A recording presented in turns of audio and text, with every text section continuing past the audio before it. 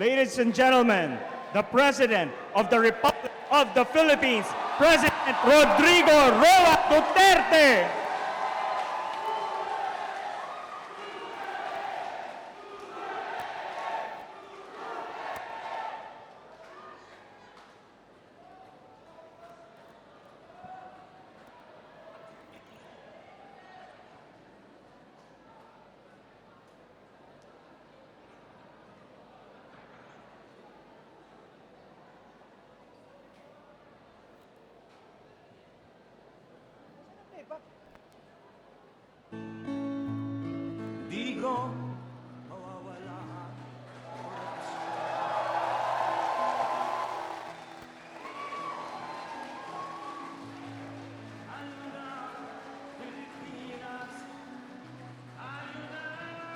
Everyone, please remain standing for the Philippine national anthem.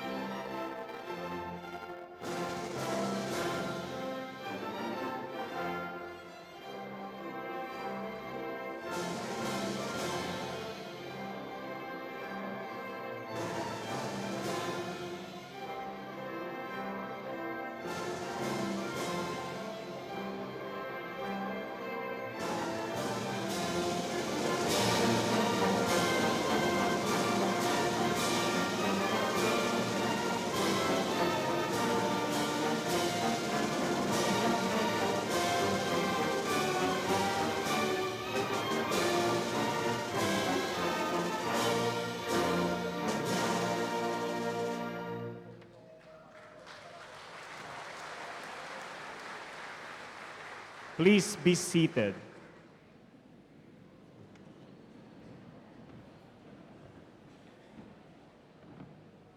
To begin tonight's program, we would like to invite the Philippine Ambassador for the Independent State of Papua New Guinea, Ambassador Bienvenido Villamor Tejano, to deliver his welcome remarks.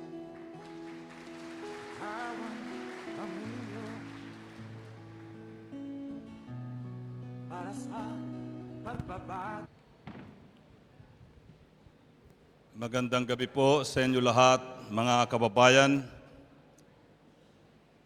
At una sa lahat, gusto kong batiin ang ating mahal na Presidente ng mainit na pagbati dito sa ating kalagitnaan.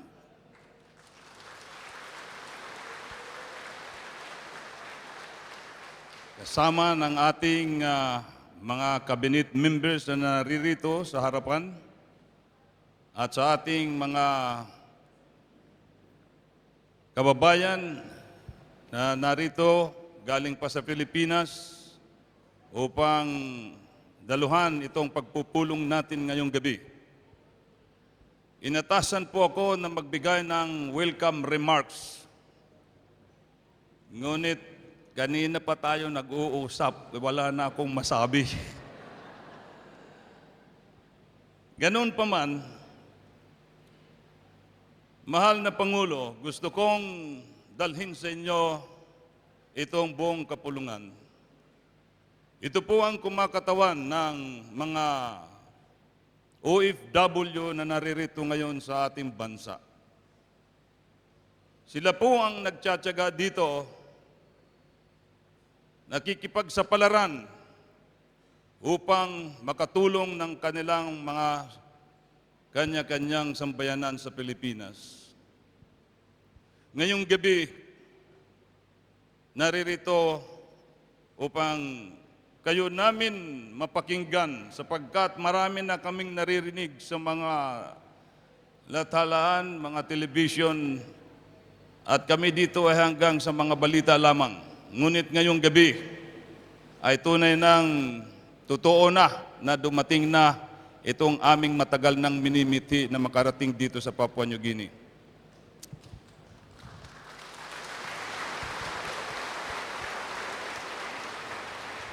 Hindi ko masyadong pakakahabaan itong aking remarks kasi kanina pa tayo nag-uusap eh. Na dapat it would be unfair also if I will not tell our President that this Filipino community there has been doing a great job in this country, so much so that the relationship between the Philippine community and the government of Papua New Guinea has been brought to a higher level. And that's why I congratulate our Filipino community that are here today. In fact, itong ating mga kababayan dito ay isa ito sa mga swerte na mga namamasukan sa ibang bansa. Sapagkat, sir, pasimple-simple lang ito sila, pero mga milyonaryo yan. Ayun ay madali lang kitahin dito ang 100,000. 100,000 times 15, 1.5 million na. Kaya simple lang ang buhay namin dito, sir. Ngunit, isang kagalakan namin na kami nakakatulong sa ating bansa. So lastly, let me introduce myself to welcome each one of you. My name is Bienvenido, meaning welcome. This is in Spanish language, and I also extend this welcome to our dear Mayor, our President, and our Cabinet member. Thank you very much, and God bless you.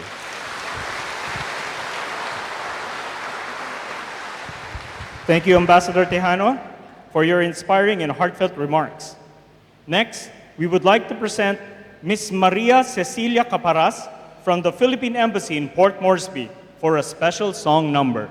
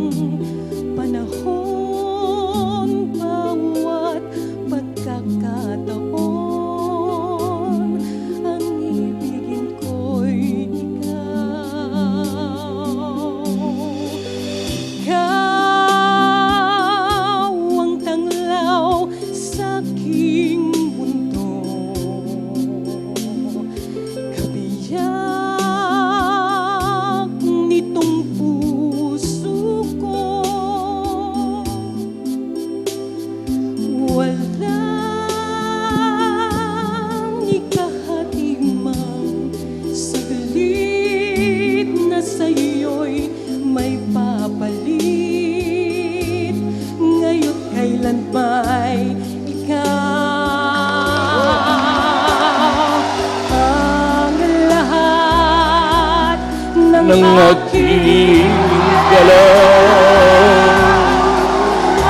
ang sanib ay ikaw kung may bukas mang tinatanaw dahil may isang ikaw kulang ang magpakailan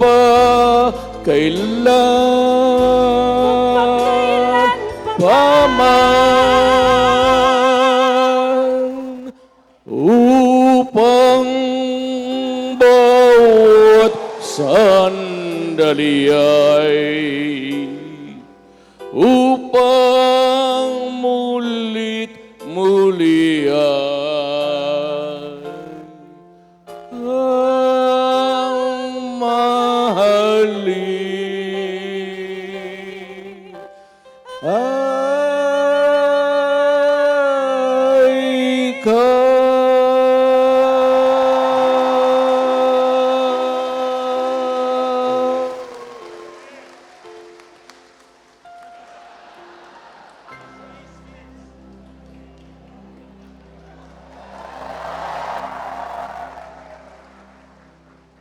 Thank you, Ms. Caparas. Ladies and gentlemen, at this point of the program, we would like to invite our Secretary of Finance, Secretary Carlos G. Dominguez, to introduce our guest of honor.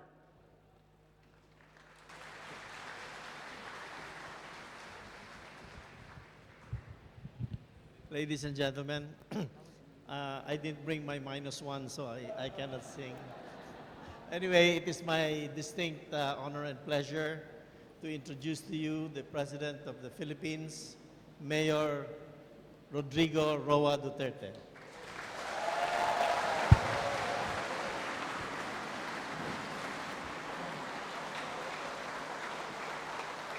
Salamat po.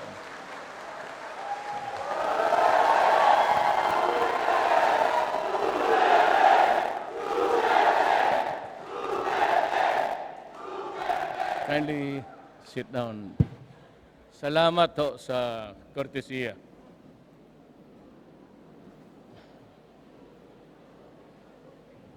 First of all, dapat kong pasalamatan si Prime Minister Peter O'Neill. Went to Davao twice, I think, just to extend the invitation for me to be here with you tonight and maybe tomorrow. I'd like also to greet Alan Bird. Sir, thank you for allowing us to visit your country.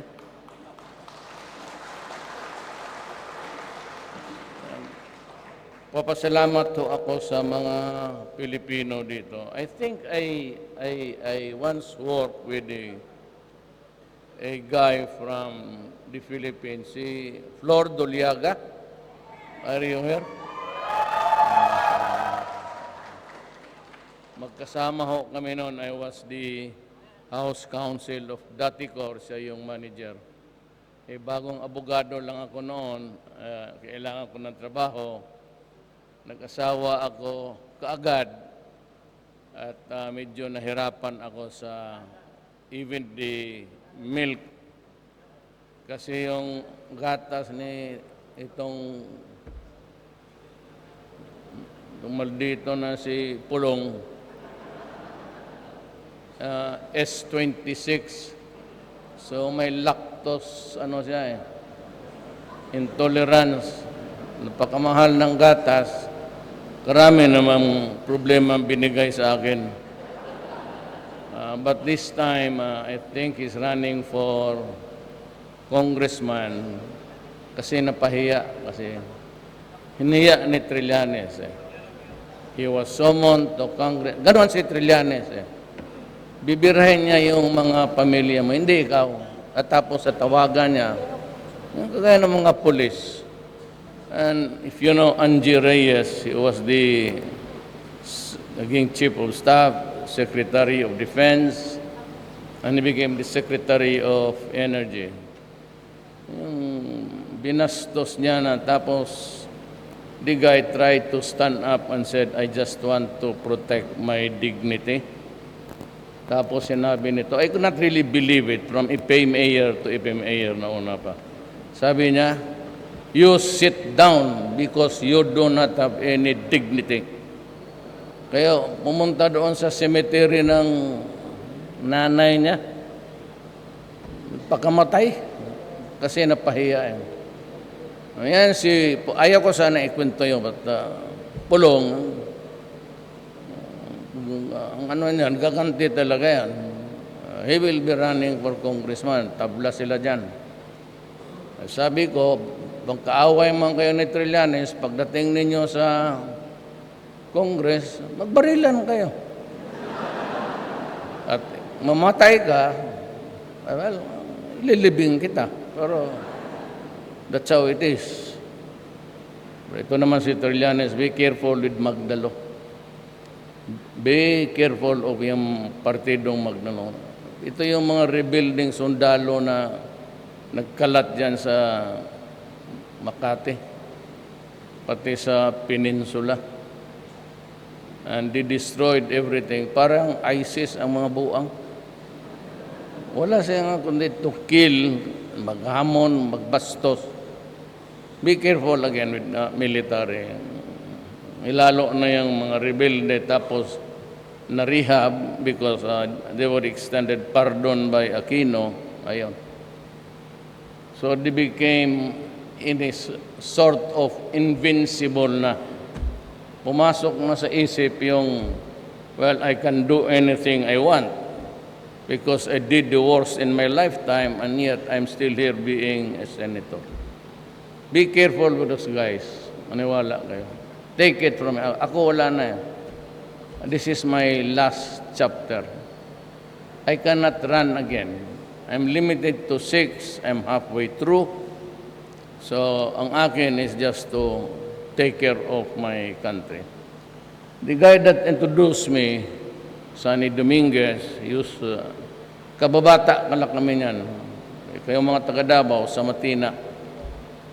He used to be the valedictorian. Kindergarten kami hanggang nag-college na. Kaya you have the best of the best, and I know him. Kababata ko nga eh. Siya, ang average niya is 95. Noong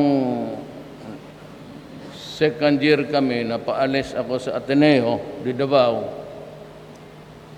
Simula noon, 75 lang. Hanggang ngayon.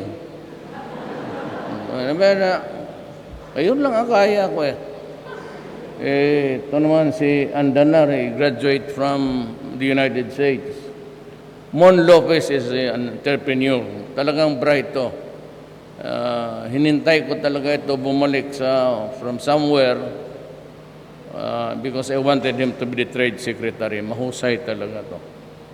Yung mga small, medium industries, kaya gumagana ang bayan natin. Hindi lang natin madali-dali. You know, I would like just to tell you something. Ito bang Pilipinas, mataas ang inflation. You know, right after the war, Second World War, everybody was into rebuilding their nation. Pati ang Pilipinas, which was the most devastated city in the Asia, they really flattened Manila. And papalit-palit yung mga bomba, but it was the Americans who really did it to catch up with the fleeing Japanese. Ang ibig kong sabihin, with the vast expanse of destruction, lahat tayo sa Asia nagkaroon ng konting pera, nagtulong ang Amerika, but the bulk of the money went to Japan. And I think the reason why is nagkaroon sila ng guilt feeling for using hydrogen bomb sa Nagasaki pati sa Hiroshima. Kaya doon nila binanggit. In the course of our development in the early 40s, 50s, Indonesia struck oil. Subsequently, Malaysia had it. Brunei is awash with oil. I don't know why. I do not want to question God because He cannot answer me anyway. Maniwala ka dyan sa mga pare, and of course, if you're a Christian, that you will get the answer when you die, because that is the time when the reality of the naked truth is there before you. Is there life after death? Ako, but anyway, back to noon, wala tayong oil. So every time there is a raucous in the Middle East, at ito ngayong Amerika, talagang binibira na ang Japan for the atomic reactors there. May alitan, so Iran nag-cool down ng production. the law of supply and demand. That's universal everywhere. Maraming supply, mura. Walang supply, mahal. Every time na mag-increase ang oil, sigurado yan, 2 weeks after, susunod yung gasolina, langis, lahat. And exponentially, everything gets expensive. Sabon, kung ano, ganun yan eh. Pag bababa ang oil, bababa rin yung... That's why I said na mataas ang inflation. Correct. And I do not deny it because it is true. Na ang sabihin mo, what's the reason? Ayan. For those itong mga opposition, you only have to find fault. And ang trabaho ng opposition is just really to find fault, if there is any, whether it is intended or malicious or not. Then there is the issue. Kaya gano'n, para sabihin mo na wala kaming ginawa. Now, you were not there. I suppose that most of you were not during the election.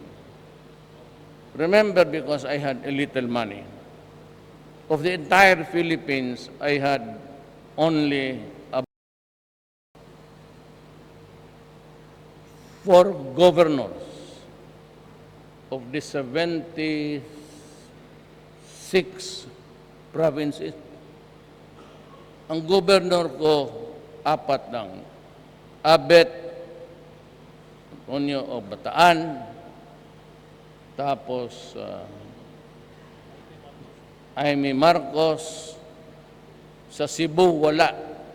Where I come from, Danao. Ang sa Danao, basi wala akong barangay captain, just like any other place. Sa Mindanao naman, may ang bumaliktad si Subiri from liberal, tapos may isang babae na governor. Bumaliktad siya.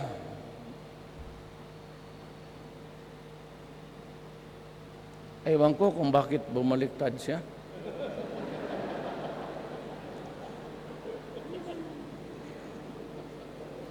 The legend says that yun ang balita kasi may asawa na. Pero totoo naman, ang istoryang umiikot na naging girlfriend ko si Angel. Amante. Pas very tayong bata. I was just a congressman. 28 pa yan siya as pinauwi ng tatay, pinatakbo. So yan. Yun lang ang sumuporta sa akin. Would you believe it? Surprisingly, I won. I won by over 16 million votes. Ang lamang ko sa kanila, mayroon was about 6 million. It was so mind-boggling. Bakit ako magkaroon ng ganyan na boto? I think it was in the messages. At kasi wala akong pera, baski sa radyo, I just limited it to 5. 5 simple. Matagal akong mayor sa Davao. Been mayor there for 23 years. Tapos pumalit si Inday. She got another 9 years. And she's running again. At kaya kasi niya itong bunso. Takot siguro siya baka, the imponderables of life. Gusto niya iwan rin sa Duterte. Yung bunso namin, talagang takot sa kanya yan. Pati yung elder. Siya yung naging alpha ng pamilya nung naghiwalay kami ng nanay nila. Hindi kaya eh. Hindi kaya mga German, mixed, German, Filipino. Nakita ko yan sa aeroplano eh. Maganda ito. Tisay eh. Sige ako kalabit-kalabit. Sabi ko, tanginang ganda nito ah. So sabi agad ni June Arcilia, if you remember, if you're from Davao, sabi niya, taga Davao yan. Ha? Bakit dumusot sa akin yan? Tapos pagbaba ko, tinanong ko yung taga-PAL, taga saan nakatira yan? Sir, yung driver ng wagon, kasi araw-araw pinipick up yan sila ng ano. Yung driver niyan alam. Nalaman ko, bisita na ako. Mga kabisita kasi maraming nanay niya hilig sa aso. Bili ako ng lanet. Alam niyo yung lanet? Poison sa mga bagubo. Bula-bula, pinakain ko sa mga aso, no? Patay. Namatay lahat aso, pasok na ako. Ang karibal ko hindi tao aso ang mga putang eh. Ngayon, ayan ang istorya dyan. So, I limited my campaign to 5. Sabihin ko sa inyo, umuwi man kayo doon to validate o magtanong kayo nga, ginagawa ko yan. Alam ko na imposible na you call upon the heavens to go down and to kneel before you, yung mga saints of what you'd like to have. Posible yan. So, I limited myself at ginagawa ko. Sinabi ko, I will try to stop corruption. Lahat, 2 months early, I fired a cabinet member during a cabinet meeting for lying. May tinatanong ako sa kanya, did you consult your legal office? Sabi niya, no. Sana naman, tinulak niya yung cellphone niya, yung cellphone mo. Kalagay doon, this guy is lying. Gano'n. So, nag-init ang ulo ko because I should trust him. At saka, baski na hindi ko kababata, nobody would voice the lie like that. Nag-init ang ulo ko, sabi ko. And since then, marami na ako. Until now, and when I go back, meron na naman. Talagang tanggalin kita. Sorry na lang. May marami akong kaibigan na sumali sa akin even during the time when I was first elected mayor in 1988. Would you believe it?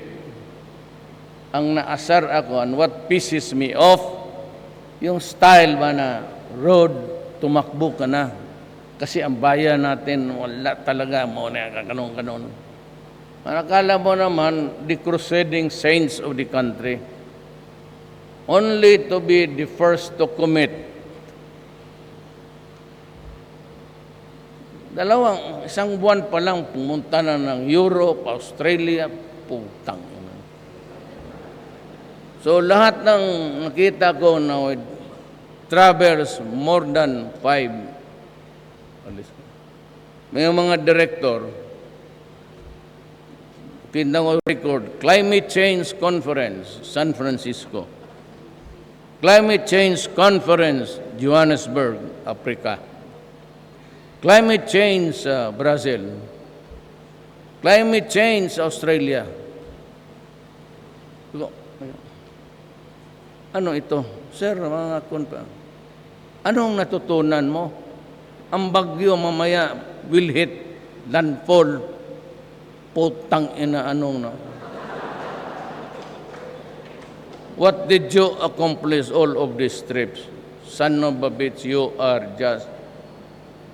So ngayon, walang cabinet lahat. They have to get a clearance. Wala nang, pati yung mga kaibigan ko. Ayoko na lang, kung masundan ninyo, yun sila in succession. Cabinet member, mayroon pang Sabi ko, hindi tayo magkaintindihan sa pera ng tao, umalis ka. Alam mo kasi, prosecutor ako noon. I was a trial lawyer. And I've been doing trial work for 9 years. During the time of Marcos, wala pa yung ombudsman. Ang tawag noon, tanod bayan. So I was one of the two only fiscal ng Davao, but we were also commissioned as special prosecutors for the tanod bayan. Marami akong, ibig mong sabihin, titindig rin ako doon, babasahan ako ng demanda. Tapos tatanong ka, guilty or not guilty. Kaya stricto talaga ako. Saka maawa ako sa bayan ko. Ako, magtanong kayo ng taga Davao. Nandiyan man si Dulyaga. Long time residence yan. Kayong mga taga Davao. For the 23 years and the 4 years that I was a congressman and the 4 years, at 3 years rather, 3 na yun. I was the vice mayor of my daughter. Ito namang Inday na ito, bantay kayo dyan, sinabi ko, yung binugbog yung sheriff, ganon ka, maldita yan. Kaya na pag nagsalita, tahimik na lang ako. Alam mo, si Pinyol, si valedictorian sa klase.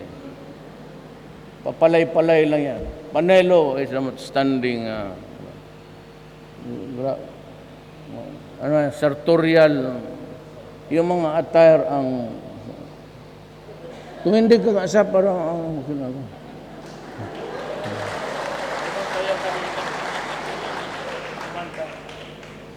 yan ang pinaka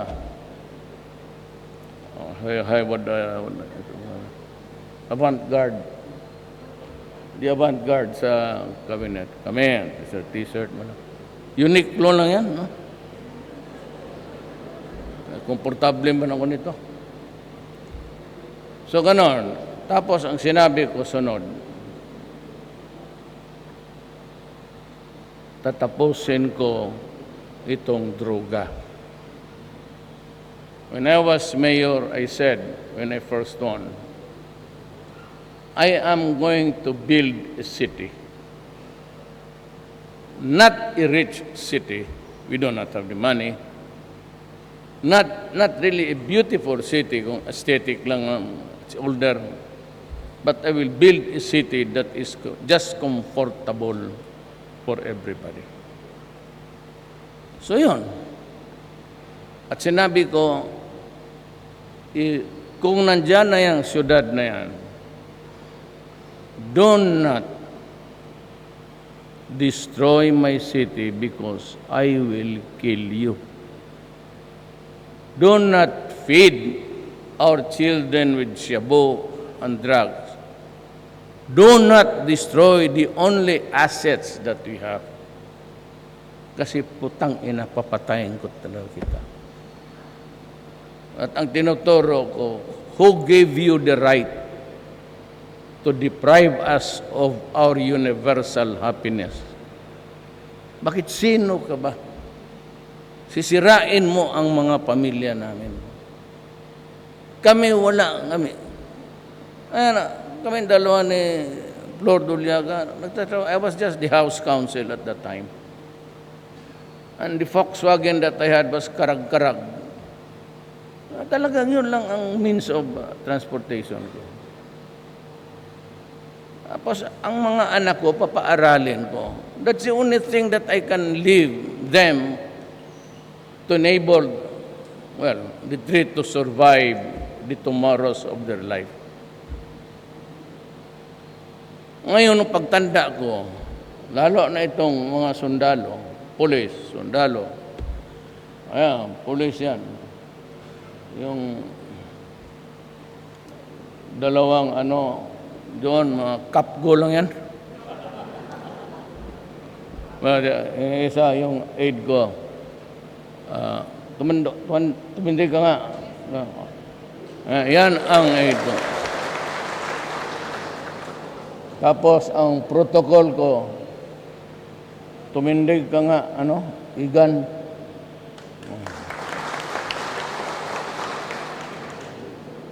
Maghanap kayo ng presidente, may dalawang. Totoo. Pero ito wala itong mga, ano ko to. You know, my mother is a Maranao. Ang lola ko, sa nanay ko, Maranao. So, half, mga Moro yan. Ang tatay ko, Cebuano. But during the last election, nag-landslide ako lahat. Lanao, Del Sur, landslide. Even in Holo, landslide ako. Siyasi, landslide ako doon. Hindi Muslim areas. Cotabato. Well, anyway, sabi ko, hintuin ninyo yan. Kasi itong mga sundalo, they retire at the age of 56. Ilan lamang kukubrahin nila as retirement. Palagay mo na may 1.5, 1.8. Ibig mong sabihin from 56 until dying time, that 1,800,000, doon na nila kunin ang pagkain, ang pamasahe ng mga bata na hindi pa nakatapos. Sinong magbili ng oxygen nila? Kasi kung 1.8, yun na yun ang makuha nila. Sinong magsubo sa kanila ng lugaw? Hindi na nila kaya. Ako. Sino magbili ng kabaong ko? Sinong maglibing sa akin? At sino ang magbili ng oxygen para humaba lang naman ako ng 2 o 3 araw? Ang ayaw ko sa lahat, marami tayong mga kababayan na sa Middle East. They are there to work for their families, to enable them to send the children to school.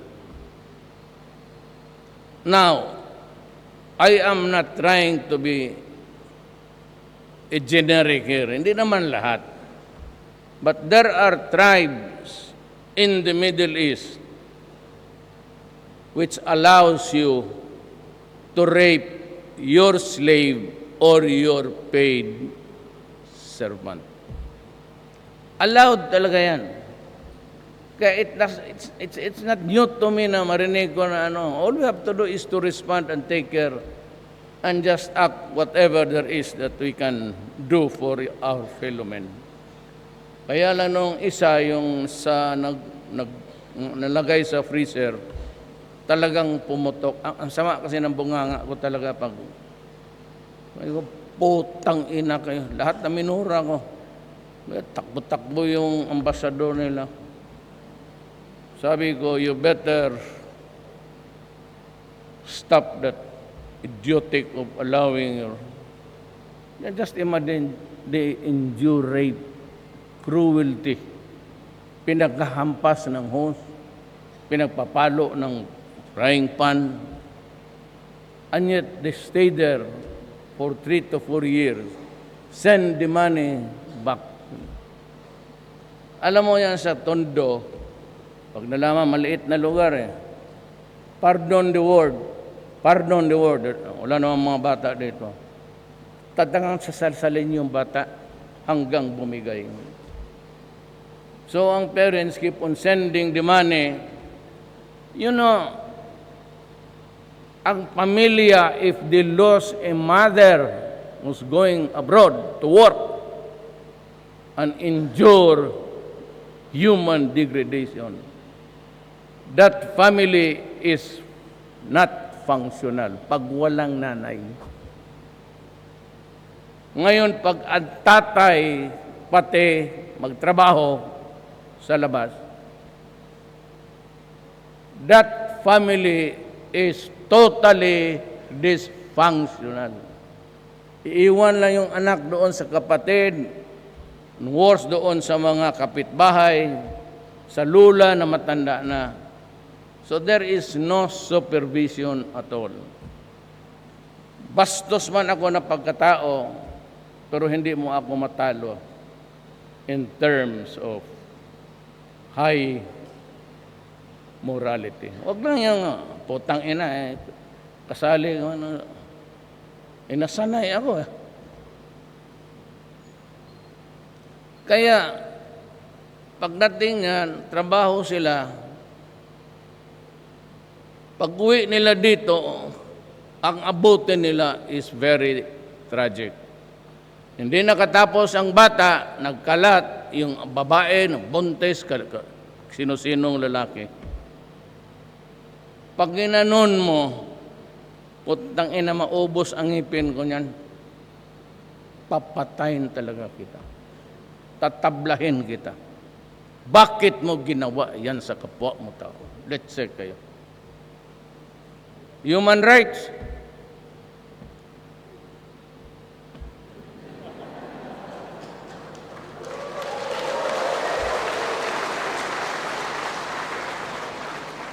Sabi ba nila, that Duterte is not a human right, that's not human. He's a monster. O, hindi ako kasali sa human rights. Maghanap kayo ng korte para sa mga monster. Kayo na rin nagsabi. Yun ang sabi nila, bakit pinapatay ni Duterte yung mga mahirap? Hoy, mga ulol, shabu is a commodity for the poor.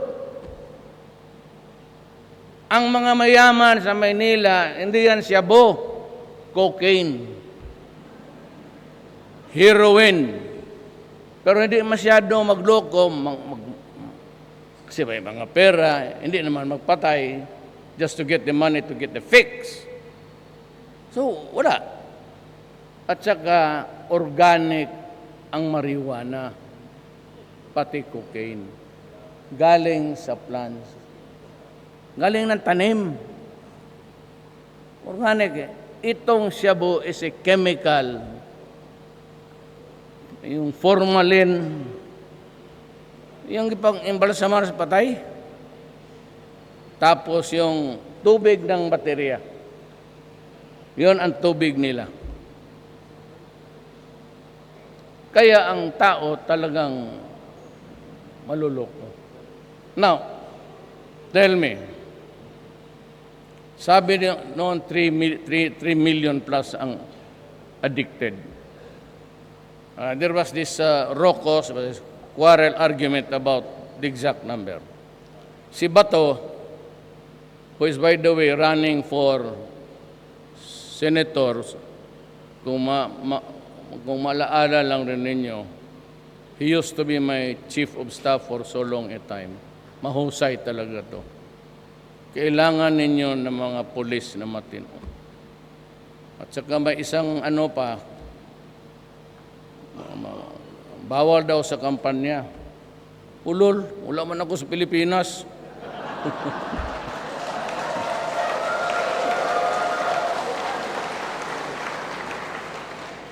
Criminal laws are jurisdictional. Can only be prosecuted in the country where you committed the crime. Magkampanya ako dito, pakinin nyo. Ang kausap ko ang mga gwapo at gwapa doon sa New Papua New Guinea. Totoo man. Duda ko lang, papunta lang kayo dito magpa-beauty. It's a commodity for the poor. It's 200 times 7 times 30 days times 12 and times it with 1,000,006. You'd come up with a figure something like 2,030,40. That's a 2 billion industry. Ang ayaw ko niyan is you reduce 1.6 of my countrymen to slavery, slave to a drugs called shabu, and they are already in hotel. Putang ina, anong gagawin ko dyan sa 1.6? Sira ang ulo. And practically, kung walang makuha, yan, magpatay. They kill to get the fix. So, kita mo yung problema ko, tapos sabihin mo lang, putang ina ka human right, let's say ka. You go to hell.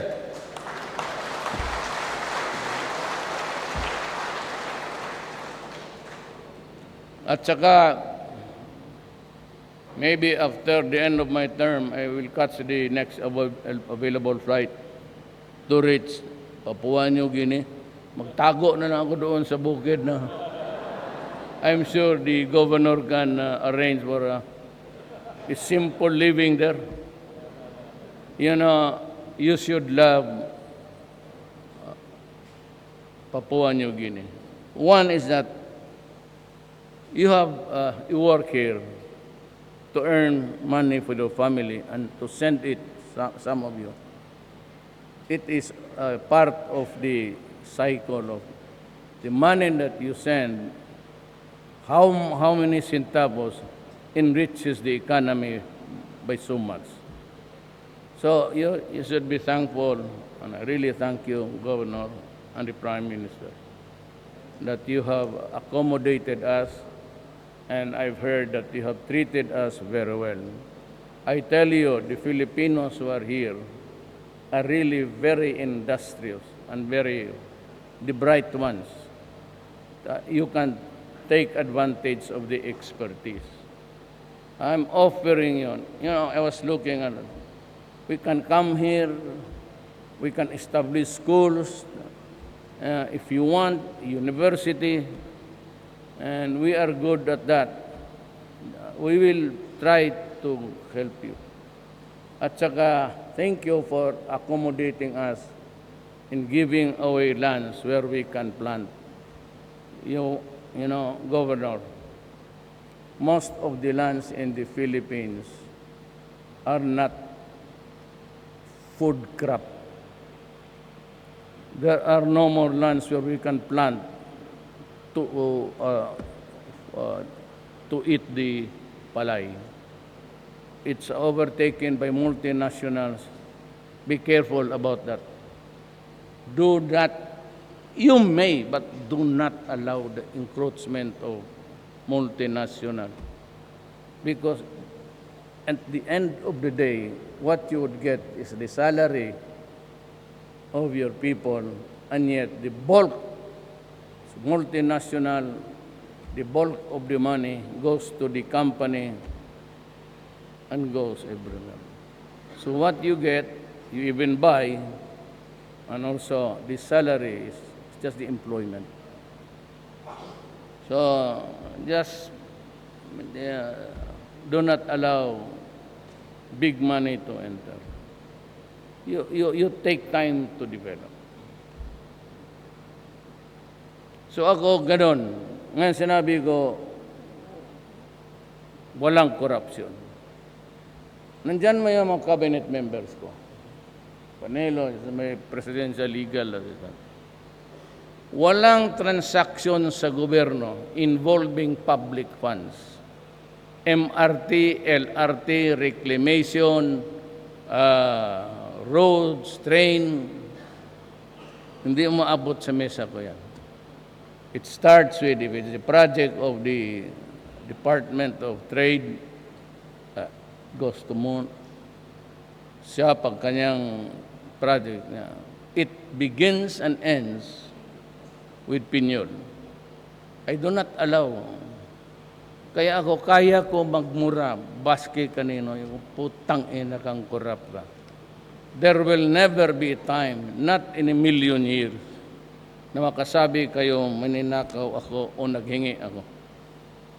Walang transaksyon at hindi ko talaga pinapakialam.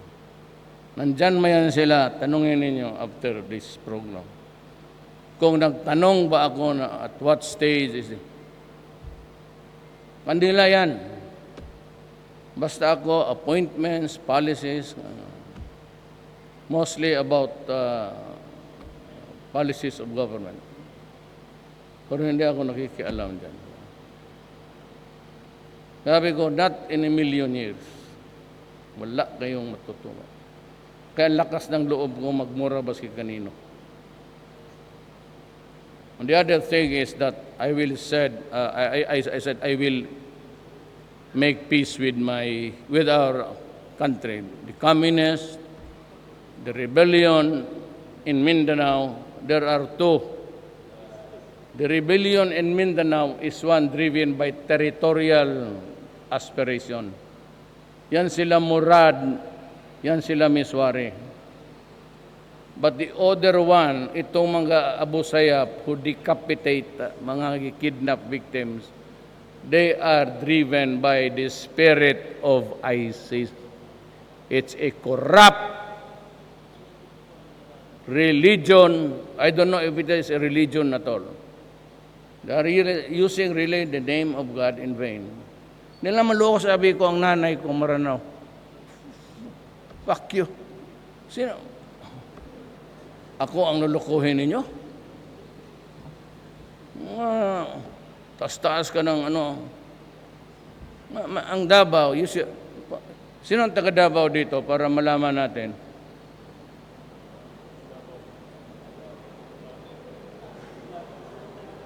Pag magbakasyon kayo, kasi marami naman talagang pera na ipon dito, try to go to Davao. See what Davao is.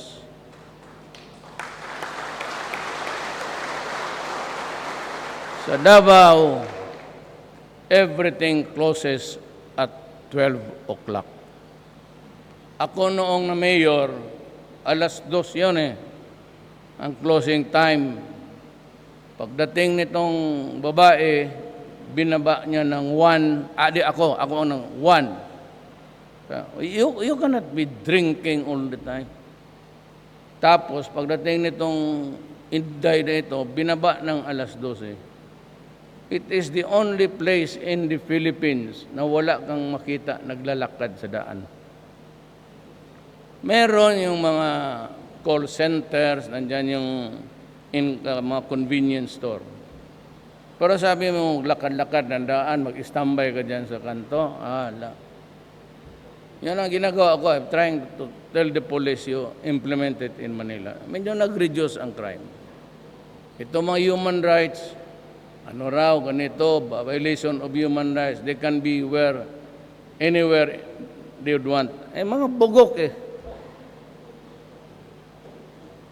You know, if I take into custody a child, I am not arresting the child.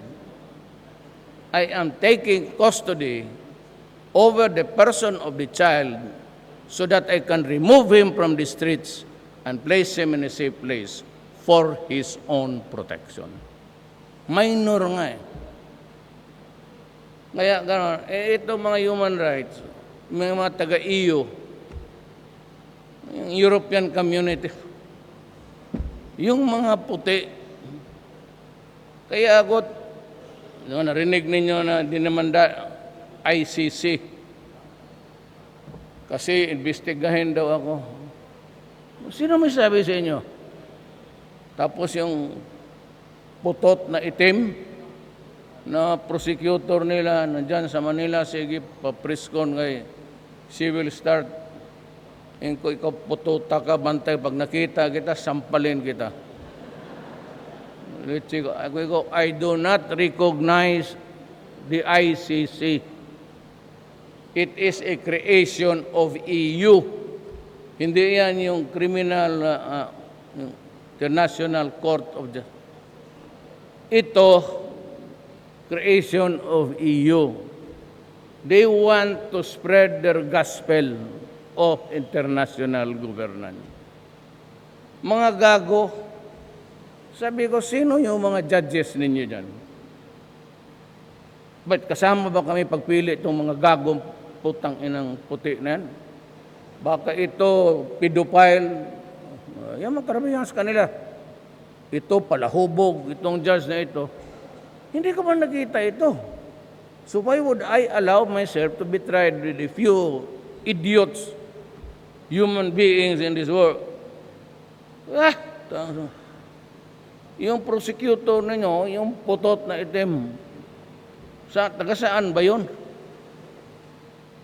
Tapos yung chairman ng ICC, kapatid ng King of Jordan. Sinabi niya, ako daw, I need to go to a psychiatrist para daw matingin ngayon. Sige, ganon. Di ko walang ganun. Di maghinto kayo. But for as long as you put in line of fire my countrymen, hindi talaga tayo magkakaintindihan. Magpatayan talaga tayo. Wala akong magawa. Because I have to protect my country. Never mind me going to jail. If I escape on time, magkikita-kita rin tayo dito. Wala namang extradition treaty. I do not recognize you. Tapos sabi ko, ikaw, yung chairman, sabi ko, you come from Jordan. The form of government there is autocratic. Si King of Jordan, mabait. Ikaw, animal ka. Wala ka ng buhok. And you come from a country which is ruled by succession because of blood. Dito sa amin, ang mga abogado, we study and there are laws to be followed passed by Congress. If you have that kind of setup, I will submit jurisdiction. Pero hindi ko alam yung mga judges mo. Kung sino itong mga unggoy na to. Tangina, wag mo niya akong sabi-sabi, imbestiga. Sige, imbestiga dito. Katikim kayo ng sampal sa akin. Then I said, I'd talk to the enemies of the state. May BOL tayo. Tapos si Nor naman, si Murad, MNLF, sabi niya, si Rod, I know that pagtapos yung trabaho mo maybe in the God God's time, inshallah, we will talk. But itong komunista, si Maria Sison, ang bugiro. Kaya napiste ako, sabi, ayaw na magipag-usap sa iyo. Ang tapang-tapang magsalita. Wala namang eroplano, ni saranggulang, wala. Tayo na karami kong helicopter, pati jet fighter dyan. Hindi ko nga pinapababumba kayo kasi naaawa ako dyan sa madamay. I've not used my planes against them. So I was sundalo ako. Madamay yung bomba eh. May mga helicopter kayo. Sige, yun na lang ang gamitin ninyo. Si Sison, ano ang helicopter? Wala ang kabiling sapatos. Bugiro. Sige siya, kanya bangka. Aking lalakyan ng gray ships ko. Warships ba? Air Force, mayroon ako. Navy, mayroon ako. Bakit ako matakot sa inyo? Until you come to your senses, you reduce your size in the proper dimension. Huwag ka masyadong hambog. Ayaw mo. Ganon ka lang eh. Magpunta niyang Papua New Guinea yan, magbangka pa yan, mawala pa. Ay ako pa jet-jet lang. Tapos kung magyabang, kala mo, mas tigas pa sa akin. And foreign investments are there. Yung inflation, export natin, there's a slowdown. Kasi nga, pag nawalaan ng kapital because of the hatak, marami nga, ito muna. Pero, no, there is God. And we hope. Ang binibigay ko lang naman sa to, the hope that tomorrow will be a better country for us. I'm not, basta ako trabaho lang.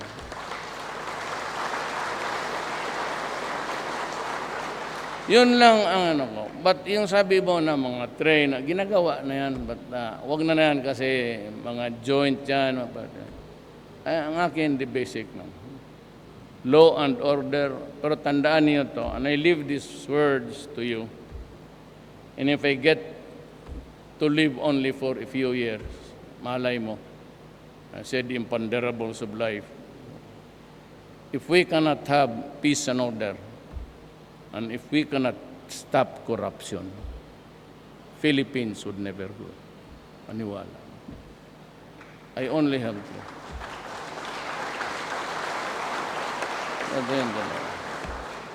I have remaining mga 3. I hope that I can put in place something. Pero gusto kong patayin bago ako mag-alis itong droga. Kasi mahirapan talaga ang... Paano hindi mo mahinto pagpasok ko pagka-presidente, 9 police generals, anak ka na. Involved sa droga. Ngayon, involved sa droga. Do you know ang droga hindi mahinto? Because it's money and it's very hot. Hanggang ngayon, may mga pulis na papatayin pa ako, papatayin ko pa. Marami pa itong mga gago na to.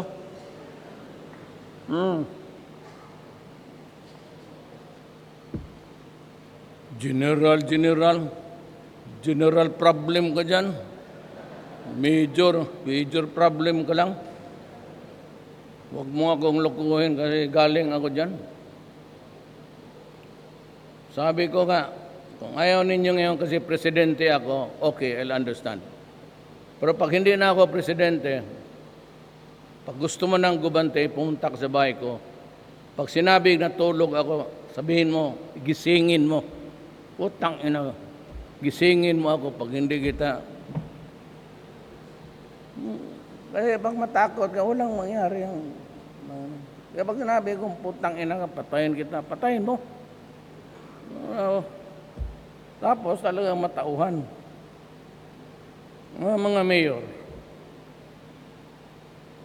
kinulong ko sa, alam mo na tubihan, kinulong ko sa Malacanang.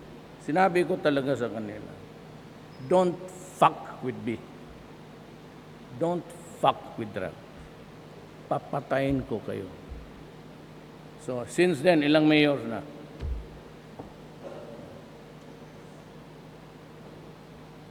Marami na sila. Yun si Senong Lunggong re. Why? Di kadugay sa nga gakaulaw mo na. Di yung mayor ninyo si Babilog. Nagkakabalita ko nga ara siya diya sa droga. So, namangkot siya kang buong na si mayor galit sa akon. Sabi ko, sabihin mo, putang ina ka. Pinsan ni Drilo niya, sabihin mo bong siya ang isunod ko. Gali, nawala. Luiluway na mayor karon. Adugay na. Para hinog. Papatayin mo yung pulis mo. Espinosa. Binabaril niya yung pulis niya dyan sa palengke. Marami pa. Hindi ko na masabi kasi mapapriso na rin ako. Pero yung gaya yun si Mayor Halili ng Tanawan.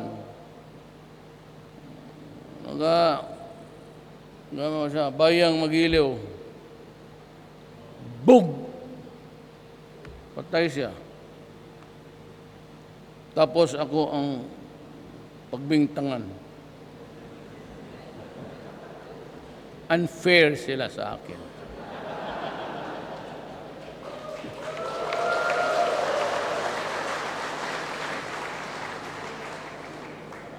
Ito si Luot. Nandoon si Luot noon eh. Nandiyan na Luot. Sabi ko, mga mayor, mayor na ang gago eh.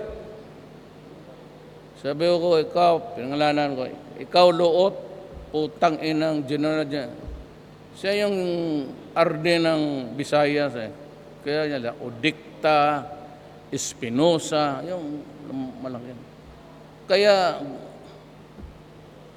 pero may papalit rin kasi bantay kayo sa droga talaga. Bantay ka. Pero lahat ng mga gago, sabi na, pati ba pag bayang Magilo, wala akong ano doon. Wala akong alam. Ako, magsabi mo lang ako, patayin kita, pero pantakot mo lang yan, istorya mo lang yan, wala ka pala. Sino nagpatay?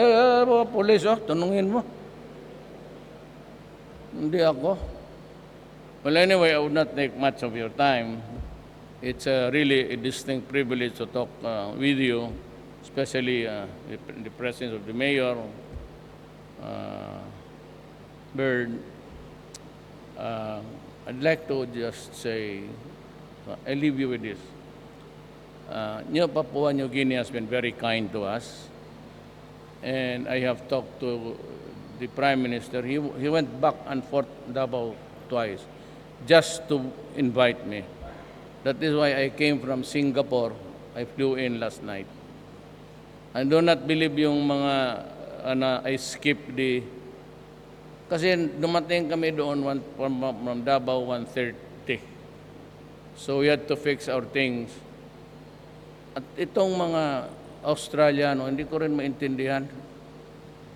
8:30, ang invitation, informal breakfast. Sabi ko sa mga sundalo, bakit ako punta doon na una-una, hindi ako kumakain ng breakfast? Totoo, matulog mo. Ipangalawa, informal man. Anong ipakain lang dyan sa atin, informal? Kanggaro. Nandoon kami sa Singapore. Hindi magpunta. Tapos, binabatikos daw ni Trillanes, tamad ako, alitse ka. Anong utang? Pati na ba yung informal? Pagbigyan mo pa nung... Kaya ako, ang informal, ang totoo talaga, kung maniwala kayo o hindi, every time, baski kayo magpunta kayo sa hotel, bigyan ko kayo. Kaya sila Ugwan, Carne Norte. Nagabaon ako ng Carne Norte, pati tuyo at sardinas. Ayaw na niyong manawala, bigyan ko kayo. Yan lang ang kinakain ko. Hindi ako pwede yung pagkain na yung buffet, yung makita ko yung ano. Dito, honestly. Kaya magpunta kayo sa hotel ngayon. Bigyan ko kayo sa... Ako, Carne Norte. Punta kami ng Japan, India. Pagbaba namin doon, nung sabi ng mga Indian, ibalik yan. Ito, ano ba itong gago? Mga pagkain to. Sa India, hindi ka pwedeng kumain ng beef. Bantay sa India, huwag kayong magdala ng mga dilata. Beef, hindi kinakain doon. Hinayaan lamang pasyal-pasyal dyan sa downtown. Malibang dito, libang doon. May libang, hindi na libang. Tae ba? Bisaya. Tae dito, tae doon. Pagdating in Muslim countries, you are well off with Carne Norte. There's certain parts of India and the United States. Hindi na sila nagagamit ng asin, bland ang pagkain doon. Sa bukid eh. Ang inland territories, hindi na sanay ng kaya magkain ka doon. Magdala ka na lang ng salted paper. Ibaon mo muna sa asin, yun lang ang ako Bisaya. Mahilig talaga kami sa maalat. Because ang ancestral genetics ko, yung mga Bisaya, walang puno doon. Walang tanim, dinaanan ng bagyo nga. Could only be Mindanao, pero kulang tayo. We need to develop and develop well Papua New Guinea. We are willing to help establish schools. We will send vocational skills training on TESDA. Governor, we are willing to help your livelihood projects here. Maybe the next generation would be at least receptive of improvement. But I commit to you that I have heard that most of our countrymen are treated well and respected. In return, kindly, I will see him tomorrow, but we are ready to build schools, ask teachers to come here and help in the education of your young people. Thank you and good night.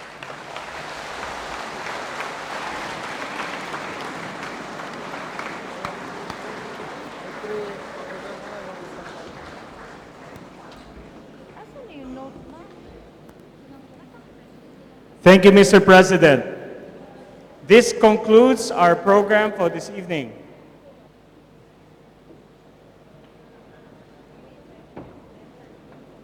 May we invite the President for a group photo with our secretaries?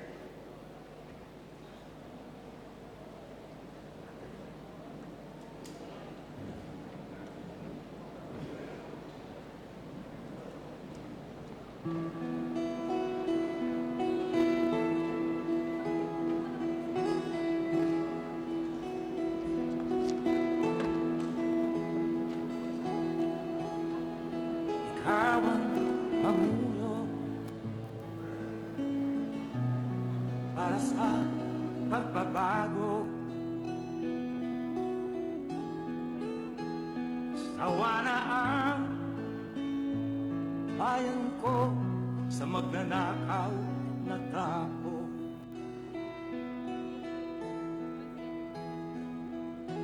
Thank you once again, Mr. President. Madilim na kahapon, ikaw ang mag-aahon sa piling mo. Di ko mawawala ang korupsyon.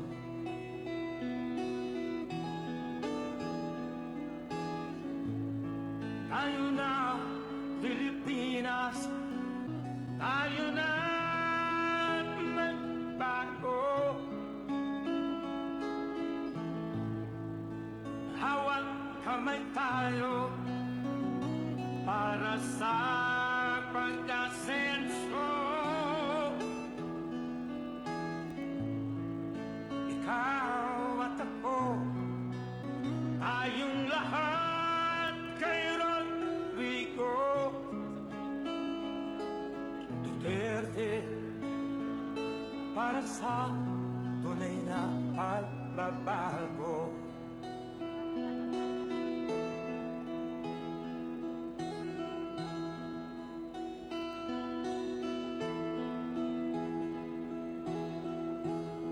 Masdan mo ang paligid, alamak mga krimen,